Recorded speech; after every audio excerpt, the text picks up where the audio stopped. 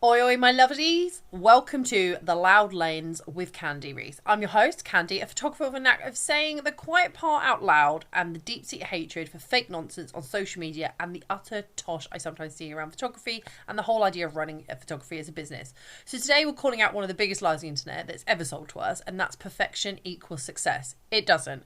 Perfection equals boring, in my opinion. It equals trust issues. It equals you sweating over whether one rogue hair in your selfie is going to destroy your career. Believe me, I was that person. And newsflash, it won't, it doesn't, it never will. So why are we still obsessed with this man-made construction or idea of perfection? And more importantly, how do we break free from it and start showing up in a way that actually resonates with people? Today we're talking about why authenticity beats perfection on social media, particularly every time. Here's what we're covering, you and me, together in on this. Why chasing perfection is like trying to catch smoke, how having your messy human self can make you stand out, and a few juicy marketing stats to hammer the point home, because we all need that, and how photographers, yes you my loves, that's why you're listening to this podcast I hope, can show up online in a way that's real, relatable, and ridiculously effective. So if you're ready, stop pretending, start connecting, let's crack on. By all means, get yourself a shot of vodka, have a cup of tea, whatever it is. I am in the mint tea phase of my life. I have no idea why. I wish I hadn't given up caffeine because I'm exhausted today. But let's get into this podcast. Now, at this point, there'll be some like fancy music, but let's be honest, time is money and we don't need any more of that BS wasting our time. So let's talk about the perfection problem. So perfection is exhausting. That's quite obvious. It's that voice in your head saying, if this isn't perfect, why am I posting it? Let me tell you, that voice is full of crap. Utter crap. Here's the deal. Perfection is unrelatable. Do you know anyone in real life who is perfect? Because you don't. Not your mum, your best mate, and certainly not the influencer who spends 30 minutes photoshopping their breakfast. And if you don't relate to perfection, why would your audience and your potential customers? In 2023, Stackler survey found that 88% of people say authenticity is a key factor in deciding which brands to support, but over half of them think brands are failing to do so. So if you're out there polishing every post within an inch of its life, you're basically telling people, I'm not like you. And guess what? It's not a good thing. It's absolutely trash. Let me give you a real world example. There's a photographer, you're probably listening to her right now, who in her early career, every single post was agonizingly staged, perfectly edited. Well, it was for its time. Looking back, they're awful. Perfectly dull, in my opinion, and particularly now, in my opinion, looking back with these eyes that I now have acquired. It was like a magazine that had forgot to have a personality. Do you think that inspired clients to book that person? No. In fact, I got very little clients at all booking me, even though I was super cheap, because no one knew what I was like. They thought it was just a robot with a Lightroom addiction. Being too perfect doesn't just alienate your audience, it makes them suspicious. There's the term Instagram versus reality. You might have seen it. Very, very popular on social media for people to compare the two. People know that they're being fed a lie and they don't like it. A study by Endelman has found that 81% of consumers need to trust a brand before they'll buy from it. And trust doesn't come from perfection, it actually comes from a place of honesty. So let's talk about the pressure. Do you really want to spend your life glued to your phone editing your pores out of existence? No, you don't. So let's stop pretending perfection is a goal, because I'll be honest, as time goes on, the concept of perfection constantly changes. In the 90s, we were all expected to be incredibly slim and have this sort of look that was very iconic, and it was, I think they called it heroin chic or something silly. And then as time went on, that look of perfection has completely changed. Honestly, if you just look at the how should I say this, the progression of eyebrow fashion, you will understand what I mean. It is so ever changing. So those goalposts are never in the same place year on year, day on day. So why does authenticity work? Why is it the golden ticket? Firstly, authenticity builds trust. It's that simple. People trust you more if they see you being, well, frankly, you, all of you. Now, they don't want some polished Instagram filtered version of you. They want you, the real you. And this isn't just some touchy-feely nonsense. There's actually science behind this. Can you believe I did some deep dives into this? So be prepared. A Harvard Business Review article pointed out that companies that focus on emotional connections with their customers outperform their competitors by 85% in sales growth. Why? Because people buy from people they like and trust. If they feel like they know you, they're more likely to engage with you, more likely to book you, and more likely to buy from you, which isn't what you want when you run a business, right? And here's the thing, authenticity doesn't mean like airing all your dirty laundry. I'm not saying you need to post a crying selfie every time you have a bad day. It's about showing the real you, and I say this in inverted commas, I hate this word, flaws and all. Unashamedly you. So you may have come across a guy called Gary Vaynerchuk, who is a social media kind of masterclass. Him, for example, you either love him or hate him, but the guy is unapologetically himself. His videos are raw, unfiltered, often filmed on his phone, and are full of F-bombs, which is why people love him. He isn't trying to be perfect, he's just trying to be Gary V, and it works. For photographers, authenticity could mean sharing the outtakes from a shoot, showing the moments where your model blinked, when your lighting fell over, or when your assistant tripped over a tripod. Hopefully no one's hurt. But that's the stuff people connect with because they can relate to it and it's real, and that's what builds trust with you. And you're probably going to go, that's great, Khandie, but how do I actually show up? I'm a business. I don't want to look like an idiot. Okay, so photographers, here's one for you. Let's talk about how you can bring authenticity into your social media marketing game. Post the process, not just the final product. Don't get me wrong, clients love seeing those glossy finished shots. They want to see how you got there though too. Post behind the scenes footage of your studio, your setup, how you're even shutting out your camera if it doesn't focus right. Whatever it is that makes you more human, the more relatable, the more people want to buy from you. Consider showing your personality. Are you funny, snarky, a bit of a diva? Lean into it. Post captions that sound like you, not some generic Pinterest quote. If you're a sarcastic nightmare like me, let it shine. Be honest, when people got my book, the Take the Effing Lens Cap Off, I was worried people wouldn't know it was written by me. They would think it was some sort of ghostwriter. If you look at the reviews on Amazon, everybody loved it. They were talking about, well, pretty much everybody loved it. They were talking about, oh my God, it's like you talking to me. And that was what was so, so important. So when I wrote my book, I made sure it sounded like me. And I can tell you now, people said it sounded exactly like me. And that makes me proud. Why not let your clients speak for you? Share testimonials, candid moments from the shoots, raw reactions from your clients. Nothing screams authenticity like real people talking about real experiences with you. I mean, people will trust if other people say to trust you. And don't be afraid to post the imperfections. Not every photo needs to be award-winning. Spot the photos that are a little bit quirky or a little bit off. Let's just say a little bit off. Post them. The ones where your subject is laughing uncontrollably. These are the moments that people love. They will do so great on social media, I'm sure. But numbers don't lie. And if you're still not convinced, let's do some stats, okay? So get your notebook, get your paper, whatever it is. A Sprout social survey found that 90% of consumers said authenticity is important when deciding which brands to support. But there's a kicker. Only 51% thought that brands were actually delivering on this. So if you want to stand out, this is the way to do it because you will already be ahead of the game. Now you might hear this term UGC. User-generated content. Well, this performs 4 times better than a polished branded content.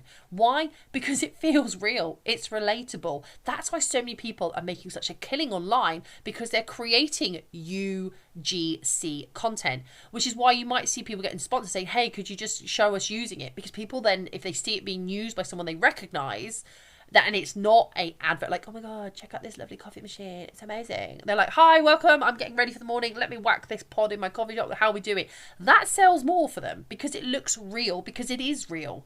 And if you're worried being authentic will scare people off, let me remind you, people who don't like the real you were never going to book you anyway. You are not for everybody, and that's okay. And believe it, take it from someone who knows she is not welcome in every room she wants to be in.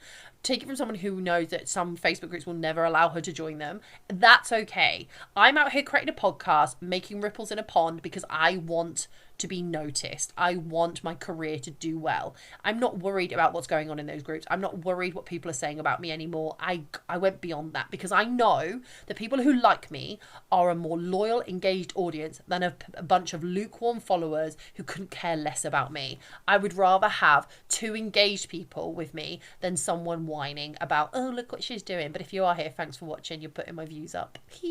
I just want to give a quick personal sort of thing where I was sort of asked to make something look a little bit more real. Now, I was shooting for an agency a while back, and I was shooting a whole fashion campaign for their online presence, and we had all the gear, you know, we were all working away and having a great time. And then one of the ladies who was in charge of the shoot came up, the art director, and said, "Hey, Khandie, would it be cool if we shot some stuff on the phone?" And I was like, "You mean like just video BTS shoot?" No, like some of the shots phone. And do you know why? It's because when people photograph themselves on their phone, they get used to seeing that kind of imagery, that color science, the way it looks. So she wanted to make it look like one of their mates had taken the picture of the models. Like these were not so much, it wasn't so much a commercial, massively styled shoot. It was like mates are out. So we changed how we were posing. We had it more slightly blurry, grabbing coffee, slightly off center, a little bit more real. Like as if you got your mate to take your pictures, not someone who is like a photographer who does this professionally. So the composition wasn't that important. It was just, you know, realness. Honestly, when I got the feedback from this shoot, don't get me wrong, the brands absolutely loved my main imagery. But when they put that up alongside the phone images, they said it really boosted them. It goes to show that this, even if it was faked, if you want to say UGC content, why would I say content twice? UGC is content already. So this UGC stuff, it really appealed and resonated to the audience that they were trying to reach.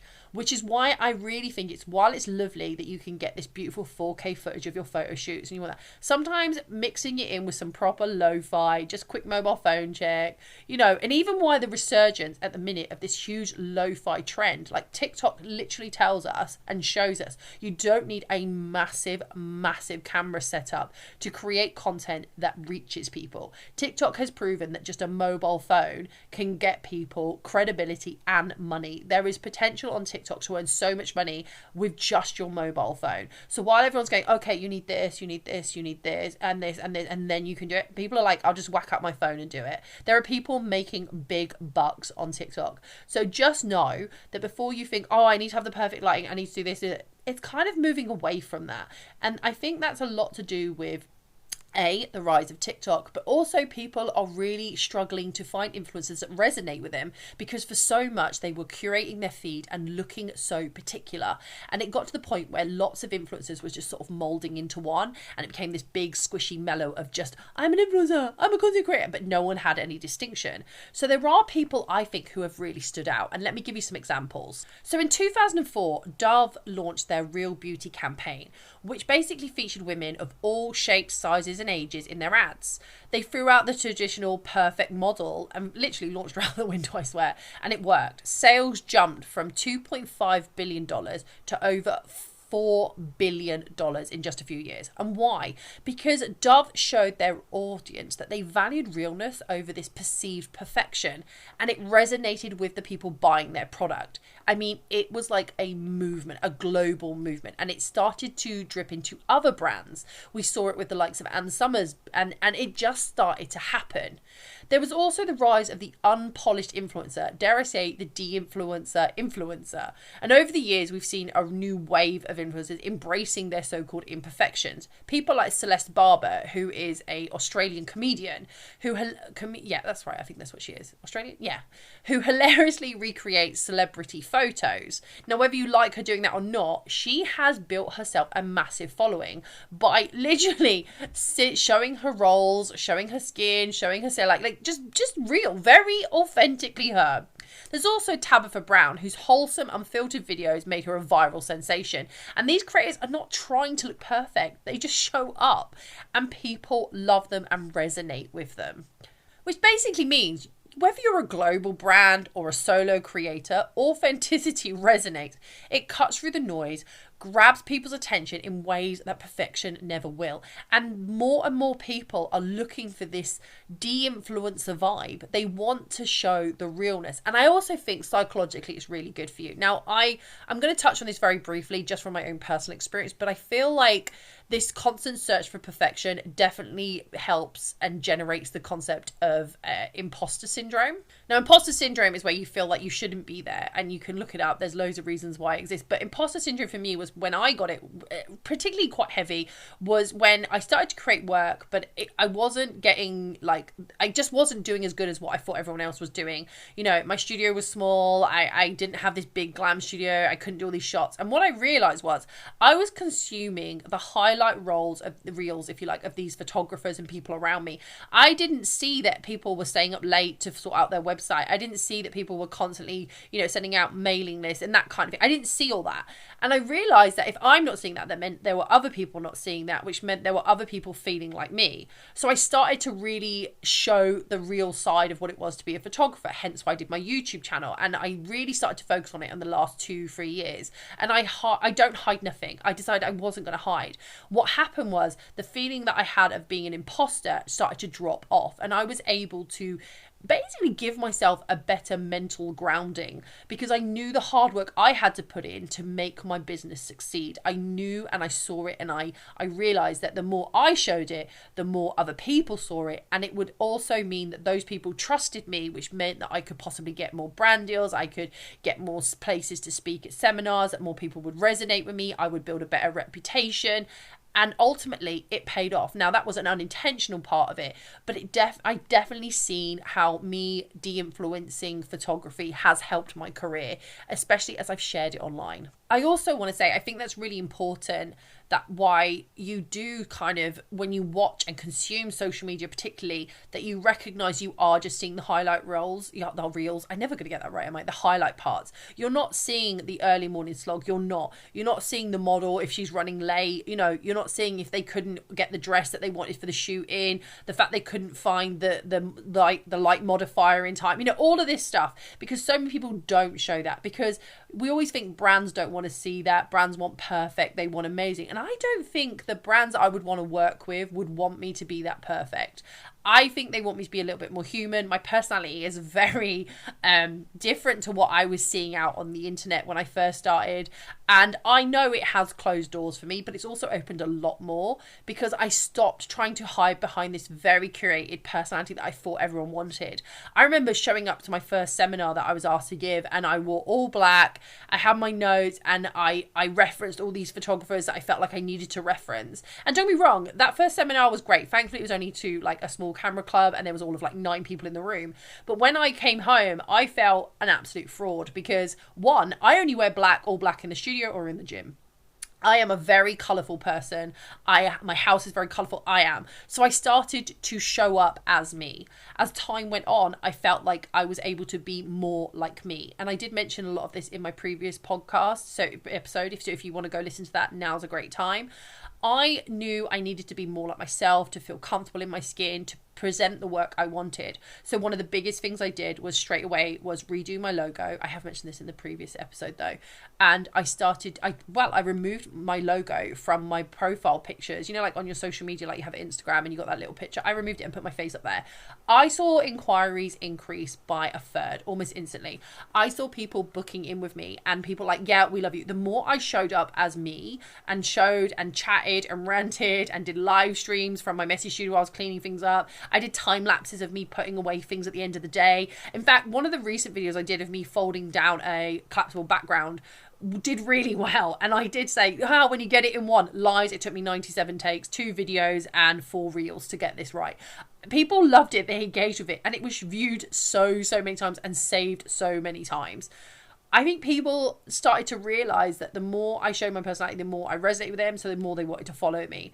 For months and months, I was sat at a very low Instagram number, and I'm still sat at a low Instagram number, but my engagement boosted massively. My YouTube channel started to pick up and get some traction, and I started to do this podcast because I wanted people who perhaps felt like me, but couldn't find someone like me to speak to them, that I needed to do this for them. So I am hoping to be the voice that people need to hear, because so much in the photography world I feel is very cleaned up and you know, just all the negativity is pushed away. And I want to be brutally honest, and I also don't want to fluff this out and give unnecessary information. I just want you to get what you need from this and go. And that's why these podcasts are really short. I mean, I'm told I should make them at least an hour. I don't have the patience to sit for an hour, and I'm sure you don't.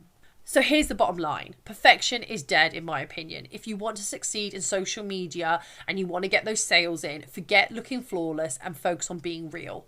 It builds trust, creates connection, and ultimately drives sales. So what makes people stop scrolling and engage with your content and becomes loyal followers is you being you. And that means that you'll get the loyal customers that give you the sales that get you to keep doing this job that you've chosen to do and love. So thanks for tuning into The Loud Lens with me, Khandie. I hope you love this episode. Hit that subscribe button, leave a review, and share it with someone who needs to hear this. And hey, if you do decide to ditch perfection and post something real after listening to this, please tag me because I want to celebrate that with you. Until next time, remember, living loud is not something to be ashamed of, and it will always win ultimately.